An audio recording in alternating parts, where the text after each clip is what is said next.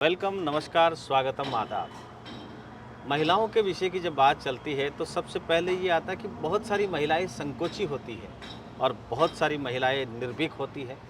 बहुत सारी महिलाएं कोऑपरेशन लेकर परिवार को चलती है और बहुत सारी महिलाएं अपने आसपास कुछ इस तरह का वातावरण बना के रखती है कि वो जहाँ भी जाती है उस महफिल पे छा जाती है। ऐसे ही हमारे बीच मीनाक्षी जी पाराशर हैं, जो कि मूलतः फ़तेहपुर इनका ससुराल है। फ़तेहपुर जैसे कस्बे में इन्होंने एक नया आयाम स्थापित किया है। वहाँ पर समय-समय पर ये एनजीओ वगैरह के तहत या फिर समसामयिक विषयों को लेकर ये मुद्दे उठाते रहते हैं और उन महिलाओं को प्रमोट करते हैं, जो महिलाएं वक्त के हालात कहीं न कहीं दब जाती है या फिर। तो सबसे पहले तो आपका बहुत-बहुत जय श्री आभार। कृष्ण। जय श्री कृष्ण। बताइए कैसा महसूस हो रहा है मीनाक्षी जी? महसूस बहुत अच्छा हो रहा है क्योंकि देखो जब मेरी शादी हुई थी फतेहपुर उस समय के माहौल में हुँ, और अब भी प्रेजेंट के माहौल में फतेहपुर में रात दिन का चेंज हुआ है। क्योंकि पहले औरतें घर से बाहर नहीं निकलती थी, धीरे धीरे करके हमने औरतों को घर से बाहर मतलब पहले तो सामाजिक स्तर पे जोड़ना चालू किया, शिक्षा के क्षेत्र में आगे बढ़ाया, फिर एनजीओ भी खोला मैंने, फिर कोरोना काल में उसको बंद करना पड़ा उसका वर्क क्योंकि परिस्थितियाँ कुछ ऐसी हो गई थी कि उसको हम आगे नहीं बढ़ा पाए थे। और अब हम सिर्फ कृष्ण के उपदेश पे कृष्ण के बारे में चर्चा जितना जितना हो सके हरि स्मरण करना, कृष्ण का नाम जाप करना, उस पे जोर देते हैं। क्योंकि अभी 2 साल 3 साल हो गए मेरे को इस्कॉन से जुड़े हुए। उसके बाद मेरे जीवन में बहुत ज़्यादा परिवर्तन आया। तो हम लोग हर महीने प्रोग्राम करते रहते हैं, जिसे मतलब इस्कॉन के तहत ही करते हैं हम लोग प्रोग्राम। उसके अंदर गीता उपदेश और जो लोग हैं उनको ये बताना कि जहाँ तक हो सके भक्तमाल का अध्ययन करना। तो भक्तमाल के अध्ययन में क्या होता है कि हमें पता चलता है कि हम में क्या कमियां हैं, क्योंकि अपन जब कोई भी महापुरुष की जब जीवनी पढ़ते हैं तो उससे हमें कुछ नॉलेज ही मिलती है, चाहे वो महापुरुष हो, चाहे वो मतलब कि जिसे कहते हैं ना भगवान के भगत हो। तो उसमें हम एक तो ये बताते हैं, दूसरा जितना हो सके कहते हैं ना कलयुग में कलयुग में क्या, ये तो कहावत तुलसीदास जी की लिखी है कि जहाँ तक हो सके जितना हो सके नाम का सुमरण करो, कि जितना नाम को सुमरोगे उतना ही आप इस भवसागर से पार चले जाओगे। अच्छा, अभी तो एक बात हमारा मैं ये और पूछना चाहता हूँ, जैसे आपकी जब एंगेजमेंट हुई फ़तेहपुर के लिए, तो उस समय आपने घरवालों को ये कह दिया कि फ़तेहपुर का पानी खारा है और मैं वहाँ कैसे सर्वाइव करूँगी? कुछ इस तरह के भाव आपके मन में आए थे उस नहीं, समय? देखो मेरे को नहीं पता था फतेहपुर का पानी खारा है, पर जब मैं वहाँ पे गई, जब मुझे पता चला फतेहपुर खारा ही नहीं बहुत ज़्यादा खारा है। उसके बाद कैसे मैनेज किया आपने? देखो परिस्थितियाँ है ना, एक औरत में ये शायद खासियत भगवान ने दे के ही भेजी है, उसको पैदा ऐसे ही किया है कि वो अपने आप एडजस्टमेंट कर लेती है। जी। शुरू में तो बहुत तकलीफ हुई थी सीकर का वातावरण और फतेहपुर के वातावरण में, फिर धीरे धीरे कुछ मेरे हस्बैंड ने मुझे बहुत सपोर्ट किया, कभी वो आज तक नहीं उन्होंने बताया रोकते। कि लक्ष्मीनाथ जी की टूटी में पानी मीठा आता है। लक्ष्मीनाथ जी की टूटी में पानी खारा ही आता है।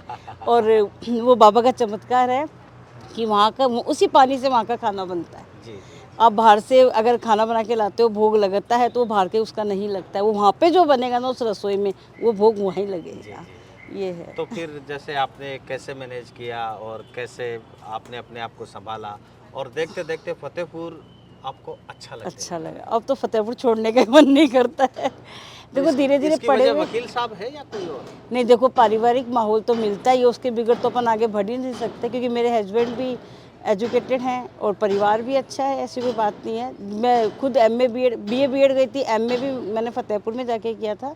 फिर मैंने धीरे धीरे सर्विस करी वहाँ पे और फिर मैं चमड़िया कॉलेज में प्रिंसिपल भी रह चुकी और बीएड कॉलेज भी मैंने पढ़ाया। फिर मैंने मेरे बच्चों के कारण सर्विस छोड़ दी थी। अच्छा, चमड़िया कॉलेज में आप प्रिंसिपल रही हाँ हैं। राइट। तो कैसा अनुभव रहा उस समय? हाँ, नहीं अच्छा रहा बच्चों का, क्योंकि मैंने क्या कभी मेरे को गुस्सा नहीं आता है, जैसा भी काम होता है उसको मैं हँस के ही मैनेजमेंट कर लेती हूँ। तो ये बच्चों को बहुत इसी अच्छी हिसाब आदत से है। सँभाला है। ये प्रेरणा मेरे पापा ने दी है कि गुस्सा को जितना कंट्रोल करोगे उतना आप आगे बढ़ोगे। मतलब बात-बात पे जैसे नाक पे मक्खी नहीं, बैठना नहीं, ऐसा। नहीं। तो और ये संयम कैसे आया? ये संयम आया, देखो एक तो पढ़ाई का आता है, एक आप जितना भगवान में कहोगे ना, आपने कृष्ण के बारे में सुना है, कृष्ण कौन थे? तो कृष्ण में 16 कला, जैसे अपन एक कला तो उतार ही सकते हैं, गुस्से को तो बिल्कुल, त्याग ही सकते। बिल्कुल, आज अपन 16 कला में परफेक्ट नहीं है, पर एक कला तो जीवन में उतार ही सकते हो बिल्कुल। ना। बस ये सोचा करो, उसने बोल दिया, वो उसी के साथ चला गया, आप उस पे माइंड मत दो। अगर आप ये जीवन में उतारोगे तो फिर आप बहुत आगे चले जाओगे। कुछ फ़र्क नहीं पड़ता है मेरे को, कोई कुछ ही बोलो, कुछ ही कह दो, कुछ नहीं फ़र्क तो पड़ता। दोस्तों आपको बता दें ये है मीनाक्षी दीदी और मीनाक्षी जी का आगे का ये है जीवन के बारे में कि बहुत ही सहज और सरल रूप से जो जीवन गुजर जाए वो बहुत ही अच्छा होता है। और अब वर्तमान में आप क्या कर रहे हैं? वर्तमान के अंदर आपको मैंने अभी बताया ना, सिर्फ हम कृष्ण के बारे में उपदेश देते हैं। जहाँ तक हो सके माला जप करो।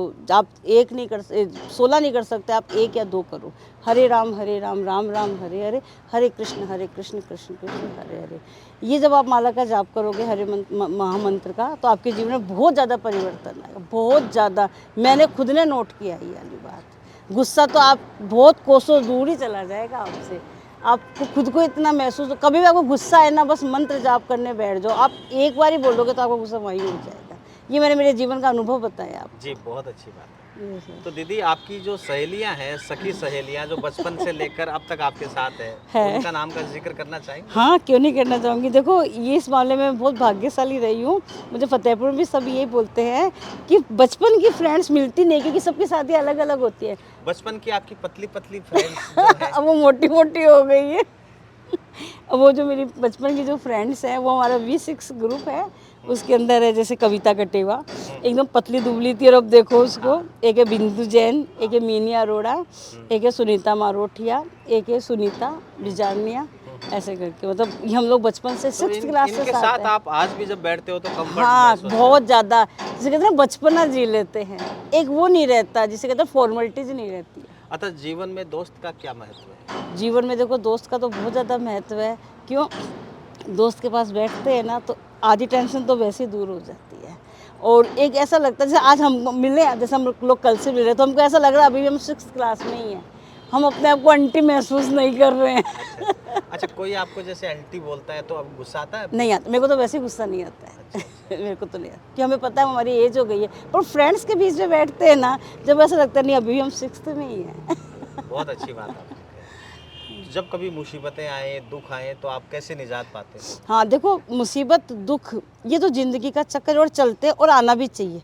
क्योंकि अगर ये आएगा नहीं तो आप जीवन में चेंज कैसे पाओगे? आप परिवर्तन, संसार उसका नियम है प्रकृति का। अगर मेरे जीवन में दुख आया है, पर मैंने क्या किया, सब हरि स्मरण कर, हरि पे छोड़ दिया कि भगवान जो होता है उसी की मर्ज़ी से होता है। हाँ, अगर आपके जीवन में अब जैसे मेरे को कुछ प्रॉब्लम हो गई थी शारीरिक, थोड़ी सांस की तकलीफ, तो फिर मैंने यही बोला, मैं कहा कृष्ण तुम यही चाहते हो कि अभी मैं थोड़ा रेस्ट करूं, थोड़ा माला जब कम करूं।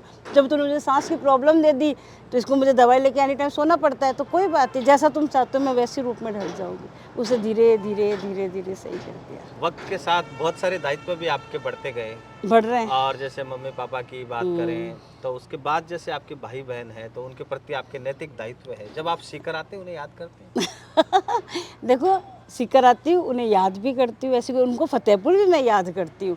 ऐसे कोई, पर ना मेरे क्या थोड़ा सा जो टाइम है मैं उन लोगों को ज़्यादा दे नहीं पाती हूँ। वजह? अभी भी देखो, फ्रेंड्स के बहुत ज़्यादा दबाव था जब मैं फतेहपुर से। वजह ये, मैं 16 माला जपी हूँ। जिस दिन मेरी माला नहीं होती मुझे बेचैनी रहती है। और फिर दूसरा क्या है कि जैसे मैं अभी प्रेमानंद जी की से भी मिली थी, उनके जो एकांतिक वार्तालाप थे उसमें भी जाके आई थी, तो वहाँ पे जाने के बाद क्या मेरे जीवन में उन्होंने हित 84 का वो कर दिया, तो एक वो पार्ट हो गया। मतलब ये है कि मेरा जो दिमाग है ना आजकल वृंदावन की साइड ज़्यादा हो गया। अच्छा, अच्छा। तब है ना थोड़ा सा, हाँ, बात फ़ोन पे हो जाती है, ऐसी कोई बात, इधर काम होता है तो आती भी हूँ, पर बस और फॉर्मेलिटीज़ ज़्यादा हो गई, जिम्मेदारियाँ ज़्यादा हो गई। अच्छा, आपने इस प्लेटफॉर्म को लेकर आप क्या कहना चाहेंगे जो अपन ने ये पॉडकास्ट बनाया है? नहीं, आपने जो ब्रॉडकास्ट बनाया मुझे बहुत अच्छा लगा। आप तो वैसे ही बहुत फेमस है सीकर के अंदर, और मैंने आपके बहुत कार्यक्रम पहले भी देखे हैं। और वैसे भी मैं, आप एंकरिंग में तो आप एकदम माहिर हो। आपके जैसे एंकरिंग तो शायद ही कोई कर सकता है। और मैं आपकी एंकरिंग से बहुत ज़्यादा प्रभावित हूँ। मैं आपको पहली बार मेरी शायद एंकरिंग करते हुए मैंने आपको देखा था, जब मेरे को फतेहपुर से बुलाया गया था गेस्ट के रूप में डांडिया प्रोग्राम के अंदर। प्रतिभा जी ने बुलाया था, अब तो वो अपने बीच में है ही नहीं। ईश्वर उनकी आत्मा को शांति प्रदान करे, बहुत नाइस लेडीज़ थी। जब मैंने पहली बार आपको एंकरिंग करते देखा था, अच्छा, जब आप एंकरिंग करते हो माइक आपके हाथ में आता है, उस समय आपका वो अलग ही हो जाता है। कहते हैं ना, ये गॉड गिफ्ट है आपको, ये गॉड गिफ्ट है आपको। अच्छी बात है, हम चाहते हैं आप बहुत तरक्की करें, बहुत आगे बढ़े, वो है कान्हा अच्छा, उन बैठा है। महिलाओं को आप क्या संदेश देना चाहती हैं जो कुछ करना चाहती है आध्यात्म में या घरेलू कार्यों में? हाँ तो उनके लिए कोई संदेश आप हाँ, देना क्यों चाहें? नहीं, मैं उनको यही कहना चाहूँगी जो जो अध्यात्म क्षेत्र में है ना, अगर वो इतनी सी है, थोड़ा है तो उसको आगे बढ़ाओ। क्यों? क्योंकि अपन क्या करते हैं, कई बार काम हो गया, आज अपन पाठ नहीं करते, पूजा नहीं करते, माला नहीं करते, क्यों भाई? आप खाना भी तो खाओगे। तो जहाँ तक हो सके ना, थोड़ा-सा आप थोड़े हो तो थोड़ा और ज़्यादा अध्यात्म क्षेत्र में जाओ।